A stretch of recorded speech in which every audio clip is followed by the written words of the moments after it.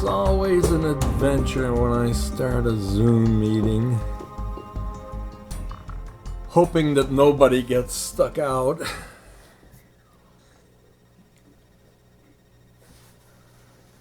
Welcome, Bonnie. Hello, hello. Just getting myself organized. Good. Hi, Tony. Bonnie. Nice to see you again. Are you in Rochester or out in the... No, I'm in Rochester. Ah, okay. Well, we love having you here, even though you'd like to be in sunnier climes. Yes, but it's there's a lot of stuff closed there. Yes, I can imagine. Next year. I'm getting some squeaky noises coming from your Oh, area. well, I'm in my car. I'm leaving work. Well, I'm just leaving work, so you're hearing all the bumps in the road. All the bumps. Let me just say this. It's my birthday, and I still decided to join you guys. So. Oh, talk about devotion. Happy birthday. Thank you so much. But yeah, I'll turn my mic off because like I said, I'm in the car. I'm just leaving work, so it's probably making a bunch of noise. Okay. Cassandra, nice to see you again. Hello, good evening, everyone. Well, we're getting a decent turnout here. We got John McMahon and Barbara Odell. Welcome, everyone. There's Barbara. Hi, Barbara. Nice you could join us. Another one.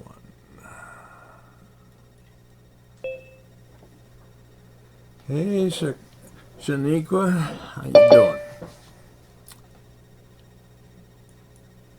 Glenn, we are blessed with the U of R joining us. Okay. This is always one of the things that it's nice when you have somebody else take care of the Zoom and you can worry about trying to connect with people, talking with them. Well, I'm sure we'll have a few more joining us, but why don't we go around and introduce ourselves. I'm John Boutte. I am chairing the Southwest Common Council right now, although we're always looking for somebody to take over, because I should have found somebody to replace me about 2 years ago. And Bob, why don't you introduce yourself, Bob Thompson? I'm Bob Thompson. I'm the chair of the Highland Park Neighborhood Association, and this meeting was mentioned at the president's meeting this past week. So I decided to kind of jump in and get some ideas and maybe build bridges across the river. Yes, by all means. And Eleanor? Eleanor Coleman. I am with the Rotary Southwest and also the scribe for Sector 4 Southwest Common Council. And I work with Youth Build construction for 17 to 24-year-olds. Great. John Curran? John Curran, the West Side Farmers Market, St. Monica, Reach Advocacy, and Rabbit Cemetery. And Bonnie Mayer? Hi there. I'm Bonnie Mayer, Cornhill, basically. This is where I hang out. Great. And Joe Baldino?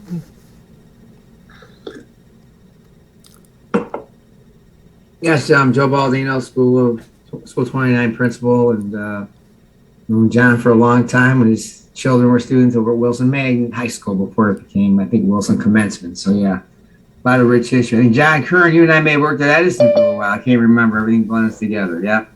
And so thank you. And that's my story. Okay. John McMahon. Hi, everybody. John McMahon, Southwest Neighborhood Service Center. Deborah Odell. Yes, I'm with Swan at Montgomery Center and a new hire there as executive assistant to Tiffany Owens. Great. My first time visiting you. Fantastic. I've been hoping we'd have some people from Swan get back involved. And see, we got Glenn.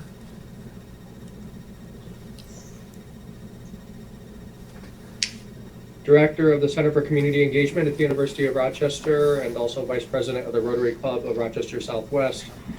Hi, glad to be joining you tonight. Great. Mary Coffey. Hi, John. Hi, would you introduce yourself? I'm Mary Coffey. I'm co-chair of North Winton Village.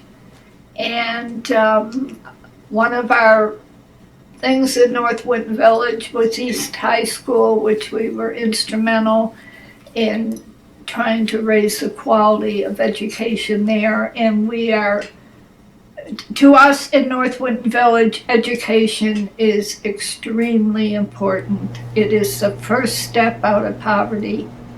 And we really have to work hard to raise our quality of education in Rochester. Great, thank you. Cassandra? Hello, I'm Cassandra Bocanegra. And I don't know what much else will I represent right now. How's the West Melrose group going? You're here representing them. We're here. Right? Yeah. No one's left so far. Good. And Tony Nelson?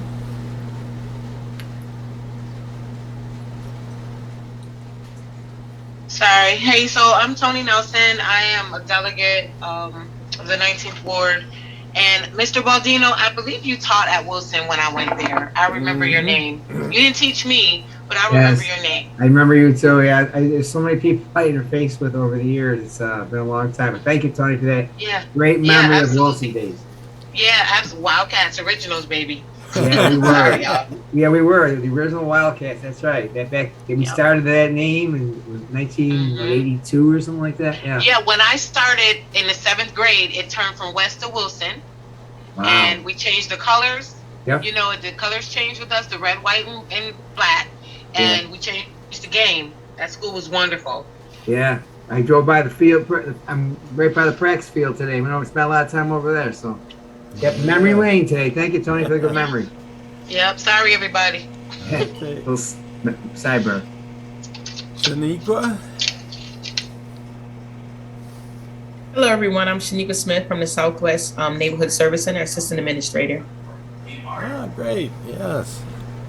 Glad you could join us today. Okay. So we've got that. Let me take a quick look. Do you want to go to Quadrant News? Yes, that's what I'm trying to get up here. Okay. A lot of things going on right now with reorganizations of just about everything. What's the latest you hear about Quadrant News, Joe? As far as what, the school reconfiguration? Yeah, that and you know, how is that affecting you, and what do you hear from your parents? Well, we had I think you were there, John. I'm glad you joined us. We had a great parent meeting on the 30th. Lots of good feedback. Yesterday was a meeting where we spoke on a Zoom call. There were people present, but there was no interface with anyone at the meeting. I think you might have spoken there too, John, yesterday. And there was a good meeting on the 3rd. Then we had our own meeting on the 6th. That was I couldn't attend due to conflict, but that was organized by some of our teachers, and we had 3 board members. Beatrice, who's our liaison, Ricardo Adams, who lives in our neighborhood, and in the area, our neighborhood, pretty close to our school, actually. And Camille Simmons, who another Wildcat, Tony, she was a Wilson Wildcat. So it was good. And I know they're asking a lot of questions. They really want to give a lot of input. I know Ricardo and all three of those folks are very, very in Vice President Elliott for sure. I can't speak for the other three board members, are very much in tune with, what parents want. Our parents gave a lot of positive, strong feedback at the meeting. So nothing has been decided, but we're in the fact-finding stages. I really spoke mostly. My speech or talk was, it wasn't only, I know it sounds like a lot of money, a $10.5 million price tag to get our school up to speed. And, again, I know the footprint has to decrease. I was very respectful of the work the superintendent's cabinet did. I'm not here to, asparage them or, do anything else, but I provide my feedback. Probably my biggest concern is the fact that we have a program in our school. The acronym is GEM. It's Growth and Education of Medically Fragile Children, and it's a program that is very unique. And then they want a better environment for the children. This is not a negative reason for this decision. They want a better environment, not environment as far as the staff environment, but the building environment. Okay, so they found a school that they feel has a better environment for the children, physical environment. But by moving the program out, I have great concern about that for the benefit of the children. I mean, almost 5.5 years, people taught me about the program. I learned about the program. I learned about the significance of it. And they're fully incorporated into our school culture. And to try to take that really unique program that you want to include in your culture. I mean, every day our children learn about disability awareness. They learn it every single day because they're walking the halls with children who have multiple disabilities. And I know that could happen in another building, but we already have it in ours. So that was the one point that what prompted me to speak at the board meeting. Because I really have a great concern about the program being removed and sent to another building. It has nothing to do with the leadership in that building whatsoever. It's just that I feel it's such a part of our culture in our school that, and about the health and safety of the children. You have to be real cognizant of that. The children are medically fragile, and there has to be a lot of, watching of them and concern for them. So that's my quick report. I don't know anything else about any other reports from the South. So I am part of the Rotary Club Southwest that Glenn is a part of. We met this morning. I'm going to go a little bit on a sidebar here. I'm very, very happy to see that they're filling back in the inner loop. I mean, the inner loop was put in, and they tore apart neighborhoods doing that. And if you guys want a cause, I'm gonna give you a cause. Okay, they're filling in the inner loop, which is great.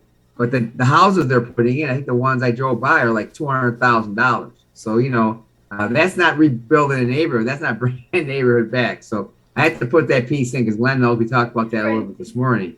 That's my cause de resistance right now because people aren't going to be able to afford to live in those houses that you're trying to rebuild a neighborhood for. So a little sidebar, but I know this is a very politically in tune group, so I thought I'd throw that in there in my little report. Well, it relates to breaking the bubble, which there's going to be, Glenn will give you the specifics, but there's going to be 2 breaking the bubbles, and one of them specifically addresses that those activities on the inner loop and people trying to block putting in just high-end homes like they already have on Broad Street. Is it Broad Union? Yes, it's amazing. The people who used to live in that neighborhood can't. I mean, they some could, but I think that if I ran the world, they would be single-family homes that people could afford to buy, and there would be, of course, because we all know the history of the area, the redlining and all that. I can go on about that with people, and people of color couldn't get mortgages and everything. It was an awful part of the history of our city and our country. And anyway, I don't want to get too far into it, but it's a passion of mine to see that go back to where it was when they tore those neighborhoods. But I can speak to anybody offline. I'm actually doing some research. I'm attending Columbia University on the advanced certificate program, and we did a whole bunch of study on redlining. I don't want to get too far into this. John has an agenda. I'll stop right there. Anything else somebody wants to bring up on?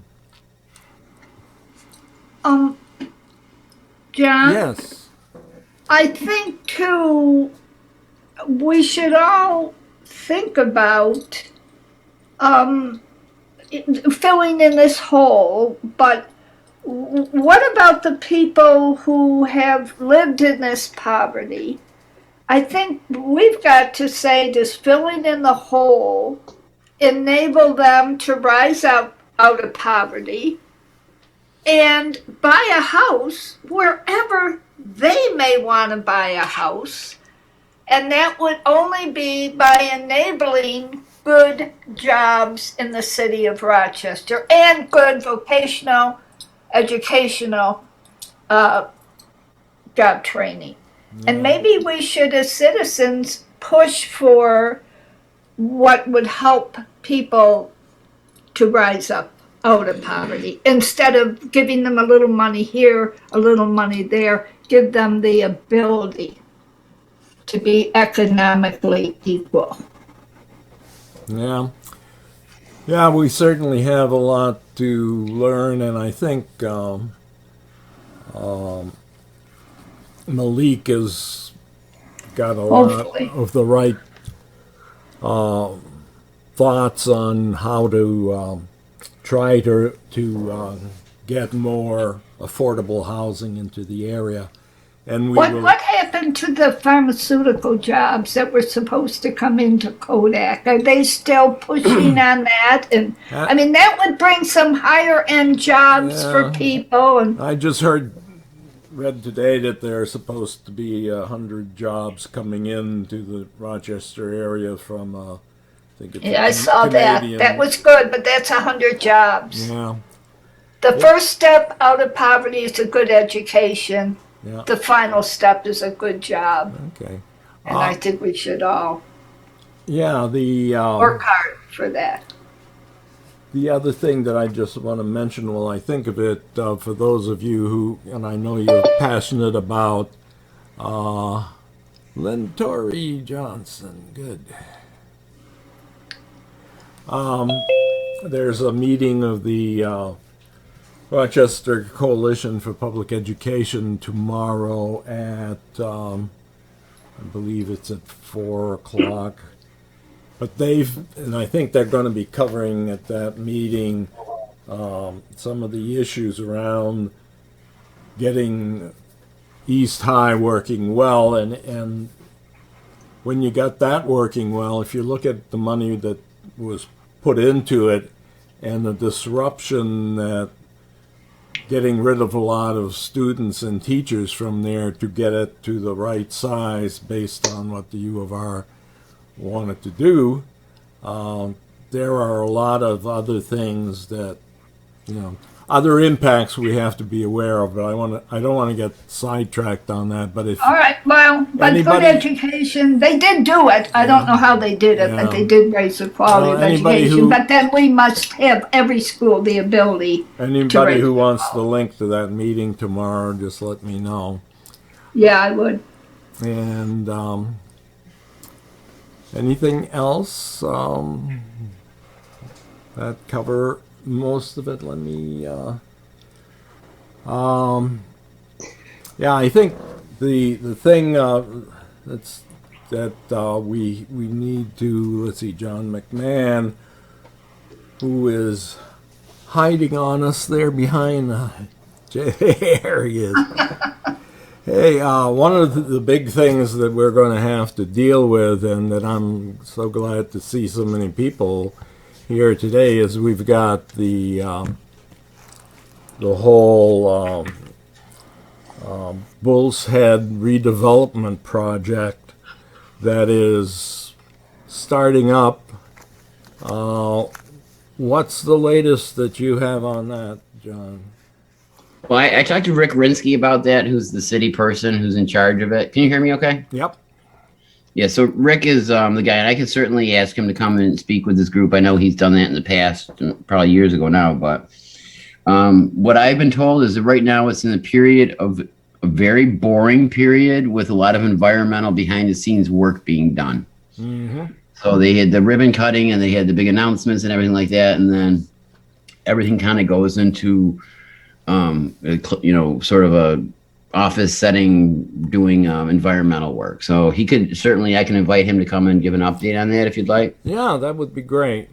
And Do you have a new number for Bill Washington? Because I tried getting a hold of him today, and seems like his number has changed, perhaps. But if you can get me the latest contact info, because Yeah, if you wanna shoot me an email, I'll get it tomorrow. I'm in the office. I have a whole list of whatever I have. So okay, good, because we're trying to kind of rebuild the participation from the various neighborhoods, and Neighborhoods United, which has had Bill Washington heading that up for ever since I've been on the Southwest Common Council, starting in 2009 or something like that. I'm hoping that group really starts growing again as they sense the excitement of redevelopment coming their way. And also, I'm glad to see we have somebody here from Swan. How are things going at Swan right now? You're muted, Deborah.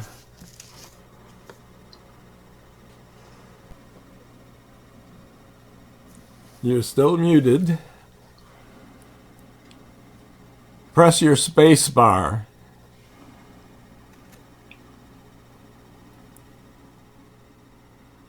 There. Okay. Sorry about that. Okay.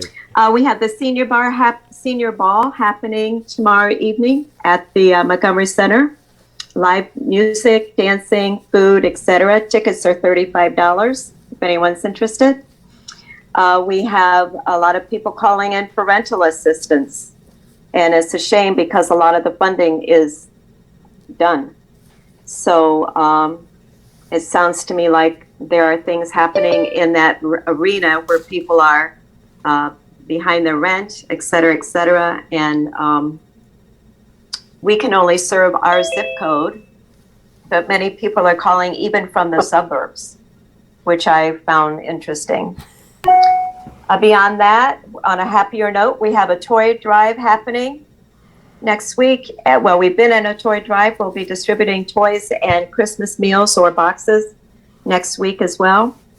And so we're gearing up. We're closed the 23rd and the 24th. So that's a nice thing to look forward to.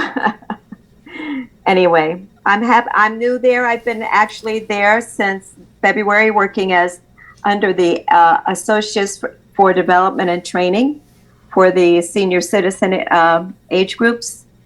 And I've been training there since February, and Tiffany wanted to keep me. So I was hired back at the end of November. So I'm excited to be there.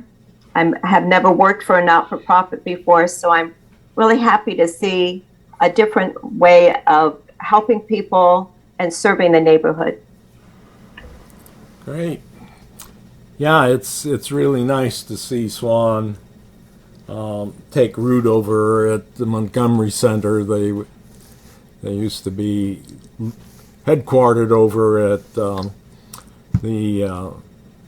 part of the Wilson Foundation Academy building that was built there, but they went through some rough times, and now they seem to be coming back. Let's see, we've got a few new people. Let's see, Len Torrey, can you join us on your camera?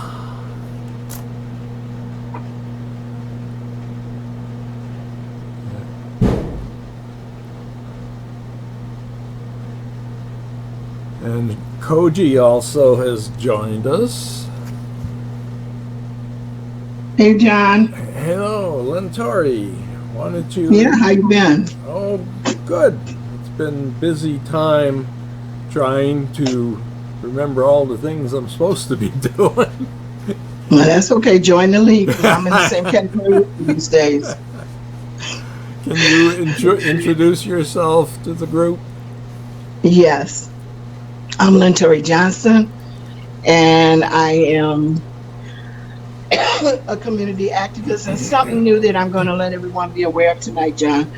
I started up my own non-for-profit gym, Generational Engagement Matters. And I don't know if anyone remembers, we did the essays last year for about 4 of the schools here in the Southwest community. We're looking to expand that. So you're going to be hearing more about it in the coming weeks, and I will be sending you out the information, and prayerfully, hopefully, you'll share it. So just want everybody to keep that in mind. I still connected with United Christian Leadership Ministry, Light the Way. And yeah, I'm looking to get busy because everyone I think at this point knows my main focus has been, still remain, the violence, especially gun violence. And so this year, God's willing, I'm pushing more toward it. And for obvious good reasons, because this country is not diminishing, it's increasing here in our community and across the nation. So we're no exception. So thank you, John, for the opportunity. You are. I'm glad to be with y'all tonight. Great. I'm delighted to have you. You're also taking over the College Street Block Club slot that. Well, it's legacy, and I'm looking to go a couple of different routes with it. There's been impediments, and I know that there are certain people in the community that don't feel, and sadly, people of color, their recognition of our history is not important. However, I do, and I'm continuing, and I'm hoping this year, because that's something else I'm going to be pushing very heavily on, that more people will get involved and understand the reason why our community needs it and why our children need it. I think when we're listening nowadays, it speaks for itself. And so let me dispel any mistakes folks have. It has nothing to do with critical race theory, because most of the people who are talking about it don't know what the heck they're talking about. But it definitely has something to do with the history of Black people, and especially those from the local level. So I'm going to be pushing more on that also this year. Is there anything new on the park that was going to be at? Right at South Plymouth. Right at South Plymouth. Yeah, and Potter Street. Yeah. That's where it's always been proposed. That's where I still propose that it should happen. I don't see it being an impossible mission, but I still hold more strongly now than ever that it is a necessary mission. Yes. The name is escaping me. The Legacy Park Legacy Station. Park. Yeah. Have you been in touch with the people who are doing some of the concept work on that? I don't need anyone with the concept work. The drawing, the renderings have already been done. Yeah. Can it be modified at any given point in time? Yeah. If folks get on board and if it catches the enthusiasm that I'm hoping that it will, always it could be modified. But the renderings, the drawings for it have already been done. I'm having to go back through with the city, because without understanding or realizing, you have to reconnect with paperwork, and they charge you just as much for it as if you actually have a house on the site. And so, that's something else I'm looking at. And right now I've been doing it primarily on my own, but I think the effort is worth it. So have you I always know that people try to get in the way of something sometimes for whatever their reasons, but I'm still working. Yeah. Have you got anybody else involved with that yet, or? Yeah, I have some people who are working with me. Our focus right now is, though, getting the information out, which we've already sent out to the schools. Some of the educators who have been working with me for the essay for this year. And so those same people also have been instrumental in wanting to stay on track with Legacy Park. So that I'm really excited about. Absolutely. Great. A lot of good work. Yeah. That you know, there's a whole issue that we'll have to deal with as time goes on. I'm glad you're able to join us here, Glenn, because you know the history of the increased number of rentals in the Plex and 19th Ward area near the U of R has sometimes had some people worried that there's a little bit of gentrification going on in that area. So it's not a myth though, John. I and know. being in real estate, I have insight into that too. And right now, there is a great effort on the part of especially investors, some of who I'm working for, because you know what, I get a chance to have direct information, and they can't as easily acquire right now South Wedge. Low inventory, higher prices, doesn't really kind of matter what how the property looks like. So they're moving everything toward right now Southwest. And unfortunately, that goes out of the eyesight oftentimes of the people who are going to be impacted in the community. Yeah. Mm-hmm. So yeah, there's a lot of that happening right now. And certain streets are hot spots. They're up for grabs. The moment they come on the market, if they can be done reasonably or negotiated into, they're grabbing them. Yeah, that's an area that we've, and it's the real estate business. All properties have usually been fairly low in Rochester. They've gone up a lot recently, but it was the sort of price that people who never even saw Rochester would find out that houses of a certain size were going for price low enough to buy it and even just let it sit there until they can make a profit off of it, and that really hurts the neighborhoods because you've got an unoccupied house, and then when it finally gets used for something, it's quite often a rental, and it's kind of hit and miss whether you got good people there or not. So. Well, you know, they're making it now kind of what I witnessed when I was a child many years ago with Cornhill. And like I said, it's going under the radar of some, and there's some who are paying attention. But let me tell you, I'm glad in a sense for homeowners who are keeping their home in the Southwest area. But you wouldn't believe some of the prices on the homes what they're selling right now. You really wouldn't. So I tell people, check it out for yourself, because there are, you know, kind of like various apparatus out there, and there's the local newspaper every Saturday. People have to pay attention, that's all.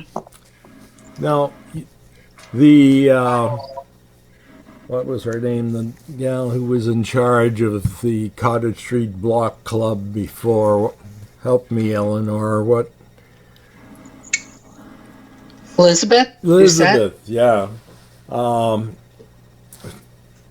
College Block Club was a block club in the Southwest Common Council. We probably should think of, if you know any people who are interested in getting a real block club there, where there's several people from that street there, because I don't know how big it ever was. It would be great to have, if you have some people that you can get involved, and they might be some good people to help you out on all your other endeavors. Yeah, well, a lot of that has changed too, because interestingly, like I said, a lot of that students are taking into, a lot of it has changed back there. So, we see but we move every day. At least I do. Every day I'm on the phone with someone, or someone calls me up and gives me some thoughts or ideas, and it's always appreciated. Great. Yeah.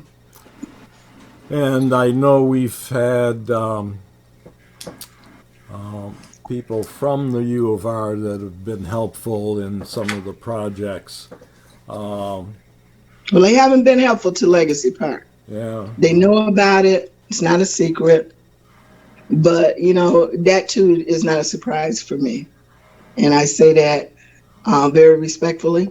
But yeah, when it comes down to certain neighborhoods, until it's where a lot of folks think they want it to be, they don't really kind of pay attention to the people.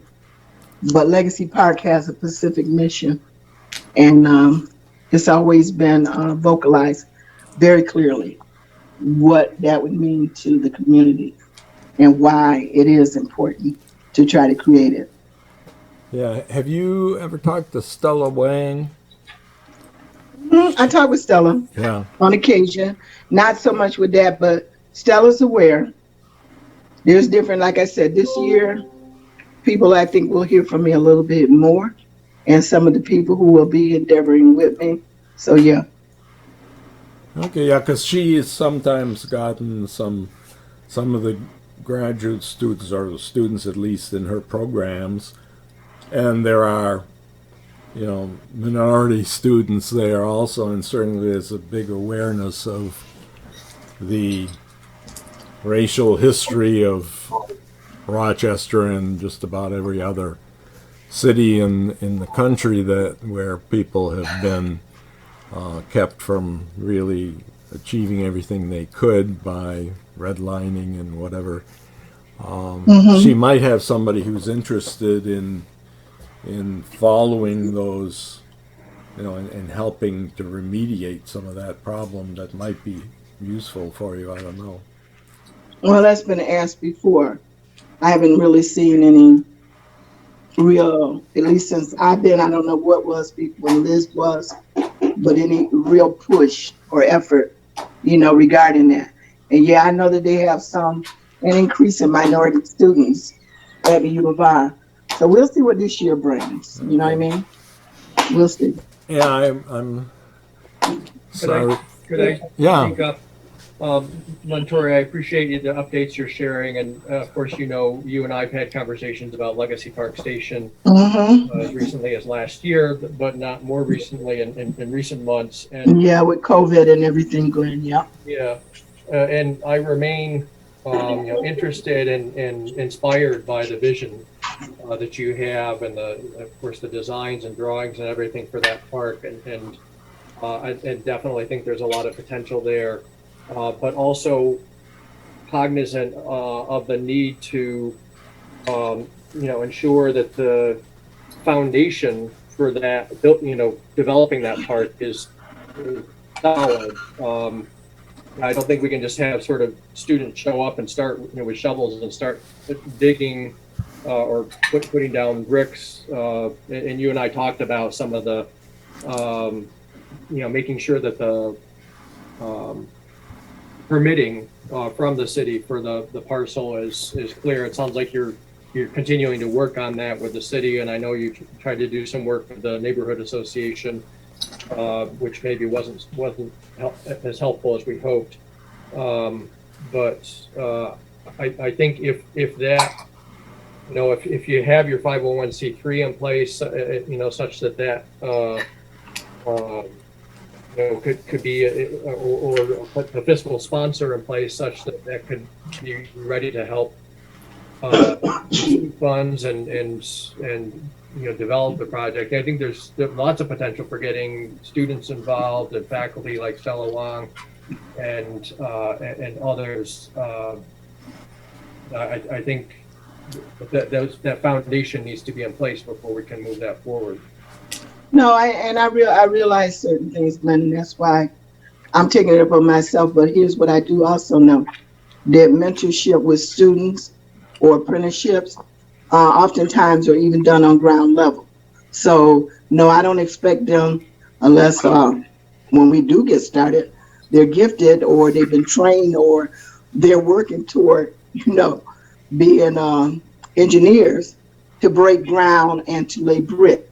However, a lot of the work that can be done and guidance and helping can be just as educational to them as when the ground is broken and the development begins. And that's never lost on me. It's never lost on me. That's also something that could be given, but there has to be a real willingness and openness to do it. Has everybody introduced themselves? Okay, I just want to make sure I wasn't overlooking anyone here. Sorry, didn't realize I was on mute. Yes, I did introduce myself in the beginning. Okay, very good. Yeah, we. Next is co-chair election issues. Oh yes, the Southwest Common Council has been, my involvement with this started off looking at getting free Wi-Fi in the Southwest area, thinking of it for students and whatnot to get them more online. We must have had a premonition of the coming COVID, but we didn't get too far on that, but we got a lot of people involved in Eleanor's communications committee, and about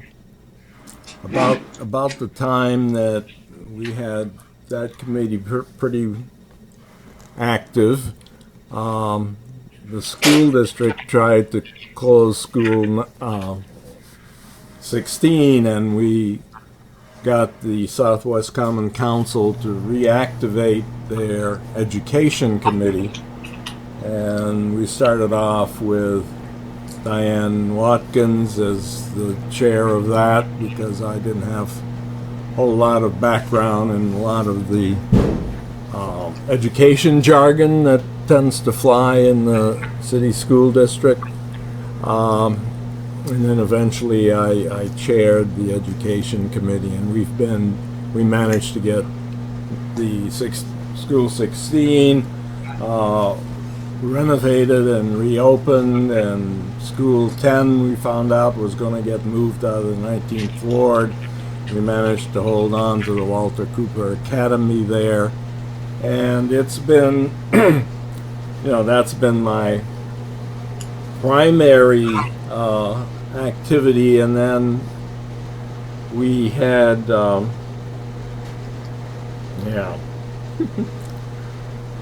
my first co-chair, I'm drawing a blank, she's gonna kill me. Anyways, Yep. Go ahead. Lynette, yes. Lynette was interested in becoming co-chair, and Don Noto and another rep from Plex were the co-chairs at the time. When Lynette wanted to run for co-chair, she talked me into co-chairing with her, and things went along quite well for a couple of years, and at some point she had to leave for I don't recall if it was health reasons or what, but then we got John Lightfoot to replace her. They were both from COTS, Changing of the Scene neighborhood, formerly Mayor Heights, I think, if you know where that is. So John was with us for a couple of years or so, and then he had a health issue, and hung up his spurs as co-chair about two and a half years ago, I believe. And we've been looking for our next set of co-chairs. So as you get your feet wet on Southwest Common Council, anybody who is interested in co-chairing with me, because I've been running a one-man show here, and I'd like to have more people involved. or if anybody who wants, if you've got two people from this group who are interested in running for co-chair, be delighted to talk to you about it. Is anybody interested right now? We know that some people have a background in this, Bob. Since you're running the group across the way. But anyways, the Southwest Common Council is intended to be a community of neighborhood associations and neighborhood block clubs or groups that are trying to improve the Southwest Rochester quadrant. Although, of course, once you get into the school issues, it really reaches every part of Rochester. So anyways, that's what we need to do at some time. And if anybody wants to look into that, we'd be delighted to talk to you. I have my hands full with the Education Committee right now, and I'd love... Bonnie, since it's going to maybe be a while before you can get back to the sunny climes in the winter, you'd be an ideal person. You've got all the background of the association going back to its heyday. You're on mute, Bonnie. Yeah, I know. I'm saying I'm mute. She was cursing. I'm being very quiet here. Yeah. Well, it's just one of those things that Cornhill is, kind of. I'm a little bit like Highland area, that we're kind of almost on the fringe, and a lot of the issues of majority of the neighborhoods in the 19th Ward are significantly different, and I really encourage it to be someone who is a little bit closer to the center core of the 19th Ward to come forward, because particularly knowing community people. I think that it was mentioned about the redlining in Cornhill. I think this is one of the things that we probably will never live down, and most of us didn't know much about it until after it was well done. And this was it. It was like, I thought, well, how come I can get a loan for $35,000, and we seem to be the only. It was obviously a lighter complexion that was getting the loans, and also the folks that managed to buy the homes, and then the whole process of I bought my home for $1,375. Today you can't get you can't get sidewalks piece done for that. But it's just it's a whole other kind of a thing that I think it'd be really good if somebody in the 19th Ward or someplace more central to the Plex and 19th and so forth, so on, COTS, and more socioeconomic group that it would be a good thing. We have our student problems too over here, Glenn. I mean, some of the Asian kids who go to the university's music school, they rent these 3 or 4 bedroom apartments at the Landing, and their father sends over $100,000 check, so just in case the kid needs anything, So this is the way it goes. So we have a lot of interns, a lot of residents in the renting over here, but we're very careful about the fact that you can only have 4 unrelated adults in one house. So that's one of the things that you can always keep track of is if they start to get, a fraternity going, you could certainly get somebody in there to make a change on it. But, it's just, our prices are out of control too. I mean, there's no question about it. But I'm interested in what's happening over in the on the new situation over there with the Interloop, because the Hinge group was really pretty active over there. They were community people. I don't know. I mean, I don't know if John has any contact with the Center City, but I'm gonna, after this meeting, I'm gonna do a little bit of an inquiry on that. Yeah, that would be great. Glenn, Yeah. don't you have information on that? The Fringe Yeah, group? let me Hinge. reply on several fronts there. First, Eleanor did mention earlier the Breaking the Bubble series. That's a community conversation series that has been co-sponsored by the Rotary Club of Rochester Southwest, along with the university's Office of Residential Life and Housing Services, and my office, the Center for Community Engagement at the university. And so we have 4 different events each school year. The 2 that we have planned coming up for the coming semester, the first will be on Monday, the 7th of February, and will feature Joe DiFiore, the executive director of City Roots Community Land Trust, talking about their strategies for counteracting gentrification. And a great opportunity to think about how that might be relevant and applied to the sorts of issues that we were talking about earlier in terms of the property speculation and the increase in property values in the Southwest neighborhoods. And then the second event in that Breaking the Bubble series will take place next Monday, March 21st. The topic will be featuring the Hinge neighbors, Suzanne Mayer and Sean Dunwoody, who have been the co-leads with the Hinge neighbors group that has been planning really now for years for the eventuality of filling in the northern section of the Interloop, and trying to work with the city. And Eric Frisch is now the person at the city who's overseeing that project to ensure that that it takes into account the historical divide that was really created when that Interloop was built back in the mid-20th century.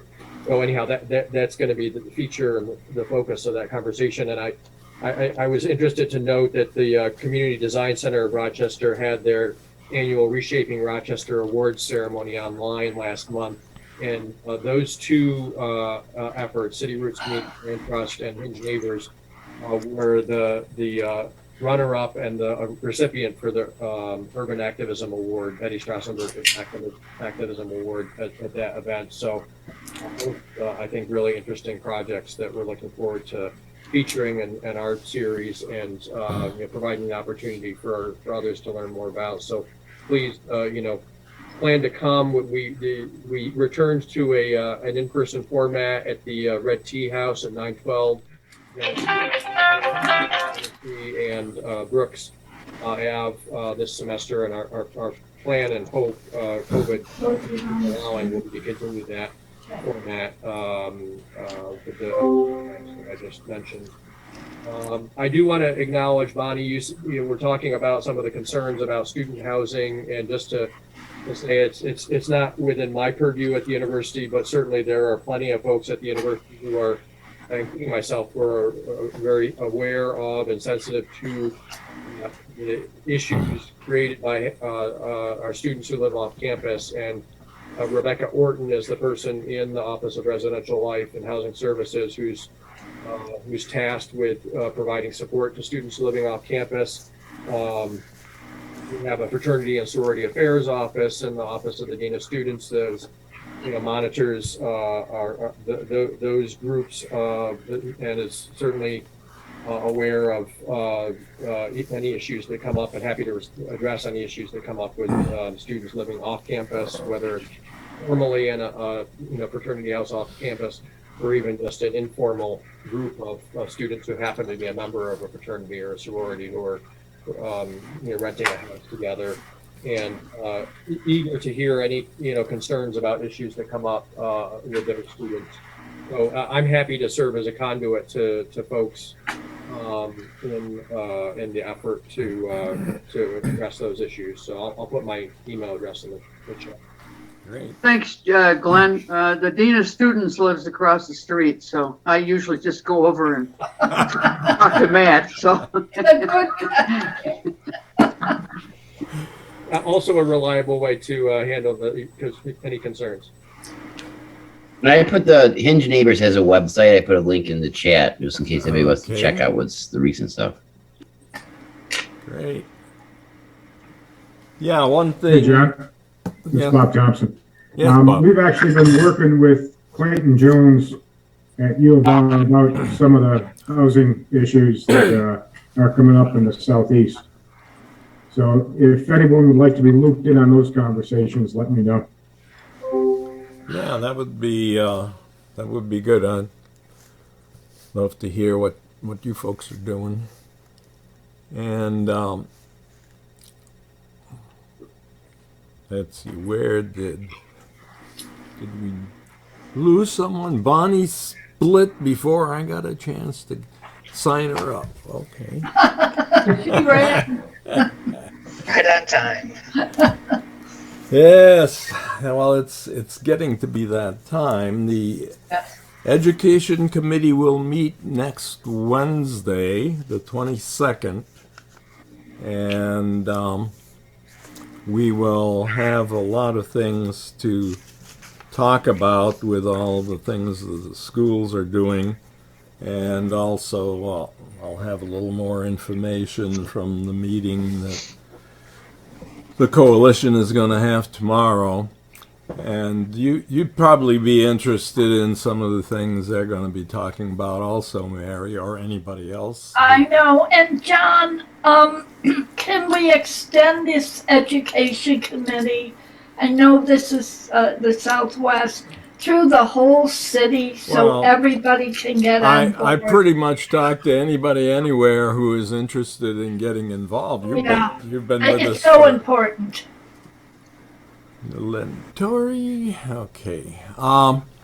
Yeah, we'll, we work with anyone relative to the education committee is really kind of a citywide thing. Of course, we're focusing primarily on the schools we've had direct interaction with.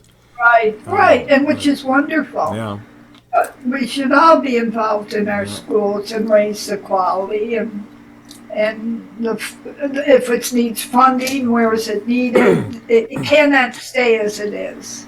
Yeah, I was looking back through some of the minutes from the first 2 or 3 weeks that we were up and running trying to save School 16, and it was amazing to see how fast things came together. Eleanor, of course, who knows everyone and everything in the city, got us talking with Mary Thomas, who was previously the principal there, and with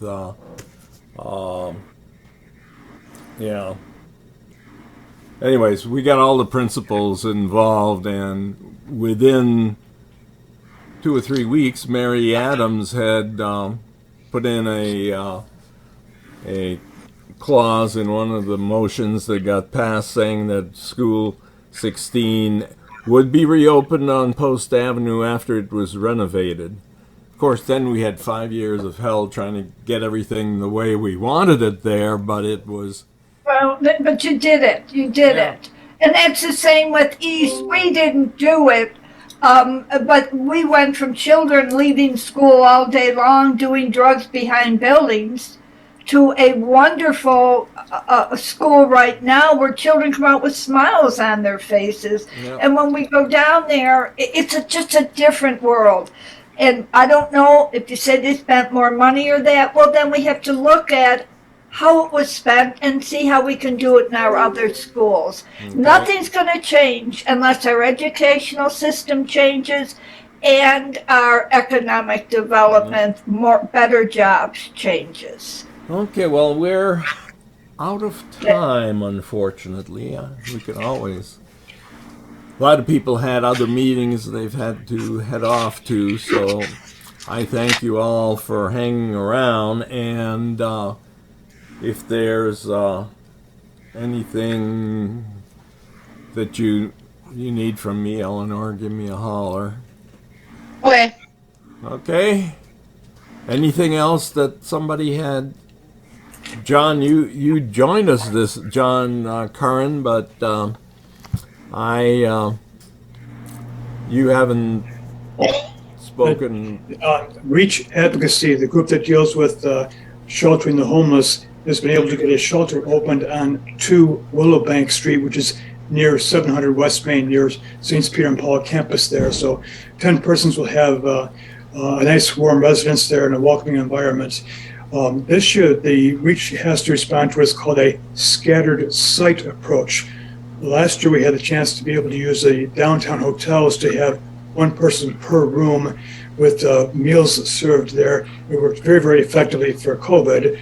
However, the outgoing mayor stopped that, so we had to mobilize quickly to come up with multiple sites throughout the city, which meant starting from scratch. So we've had phenomenal support from various groups, including Church of Latter-day Saints, our own local Southwest churches, and other groups there. We've been able to just finish a second site in the Phelps Avenue area, and that should be opening for 5 persons roughly January 2nd. We have to have food prepared offsite at St. Peter's Kitchen, and then it travels to the site where it'll be served. We are not able to cook meals at our residences. We're trying to get our hands on a property, a former convent on near Portland Avenue, but that's been delayed because of some tax issues. But we're working towards getting that. We actually have about 20 persons living there. With regard to tiny homes, we're continuing to make slow progress. We're looking for a shovel-ready site to be able to have homes put in. Our difficulty is the city would like us to have full funding before we can move ahead, and that is making progress. And our hope is to be able to find a site possibly in the Clarence Park area that could be a shovel-ready site for 2022. Work is proceeding well with Edison Tech to get their students involved in the workforce development aspect of creating tiny homes. It's very encouraging in that respect there, but that's all I have for the present. Great, John. Great summary. Yeah. Okay. Any other item before we ring the bell or whatever? All set? Yep. Thank you very much for all the wonderful contributions. I hope we'll see you again, Bob, and thank you all for coming. Thank you for all Okay. you do. Take care, John. Thank you. Thank you. Island Tori. Bye, Miss Eleanor. Bye, guys. Bye-bye. Bye-bye.